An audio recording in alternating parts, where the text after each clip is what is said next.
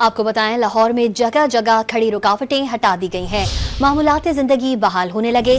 तहम रावी पुल पर ताहाल कंटेनर्स मौजूद हैं और लाहौर शहर में दाखिल होने के लिए गाड़ियों की लंबी कतारें लग गईं। वहाँ क्या सूरत हाल है, जानेंगे। डॉन न्यूज के नुमाइंदे नौमान लियाकत हमारे साथ मौजूद हैं। नौमान, आगाह कीजिए।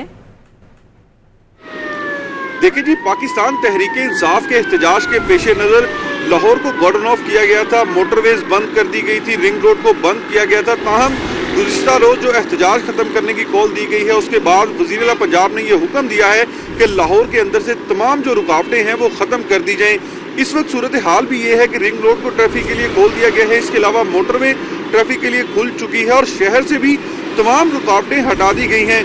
मैं इस वक्त रावी पुल पर मौजूद हूँ और यहाँ पर आप देख सकते हैं कि यहाँ से मुकम्मल तौर पर रुकावटें नहीं हटाई। अभी तक जो कंटेनर है वो यहाँ पर लगाए गए हैं और इसके दूसरी जानिब आप देख सकते हैं कि गाड़ियों की लंबी कतारें लग चुकी हैं। स्पेशली जो दूसरे शहर से गाड़ियां लाहौर में एंटर होनी है, वहां पर चूंकि रास्तों की उस तरह से बंदिश को खत्म नहीं किया गया, जिसकी वजह से गाड़ियों की यहां पर लंबी कतारें लगी हुई हैं। इसके अलावा ये मेट्रो बस का ट्रैक है।